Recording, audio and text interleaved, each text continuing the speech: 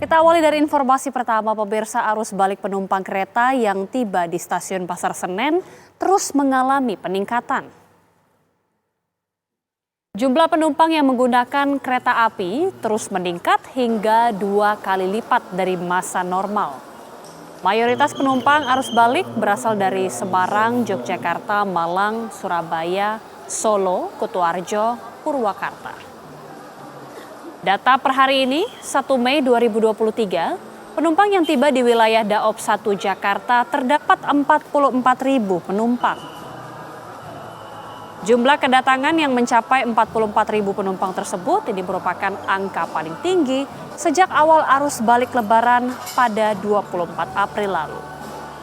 Peningkatan volume pengguna jasa kereta api jarak jauh yang tiba di stasiun Pasar Senen ini akan terjadi hingga 2 Mei mendatang.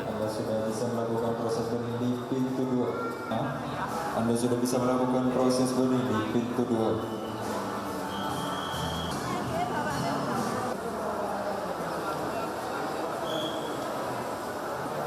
Ataupun dalam langkah yang Untuk mengetahui bagaimana kemudian kondisi arus balik di stasiun Senen Jakarta, kita sudah terhubung dengan reporter TV One ada Fatimah Albar.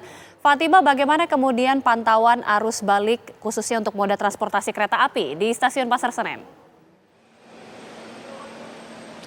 Ya, gitu dan juga pemirsa, 9 hari setelah Lebaran Idul Fitri, pantauan arus balik di tempat saya melaporkan di stasiun Pasar Senen memang terpantau sejak sore tadi masih sangat ramai, bahkan antrian mobil memasuki stasiun Pasar Senen begitu padat sehingga harus ditambah petugas parkir di stasiun Pasar Senen tempat saya melaporkan. Dan jika kita bandingkan data penumpang per hari ini 1 Mei 2023, menurut Humas PT KAI Daob 1 Jakarta memang hari ini terdapat 44.000 penumpang yang tiba di berbagai stasiun di wilayah Daob 1 Jakarta, di mana 17.000 penumpang tiba di stasiun Pasar Senen, kemudian terdapat 15.500 penumpang tiba di stasiun Gambir dan sisanya tiba di berbagai stasiun di Jakarta.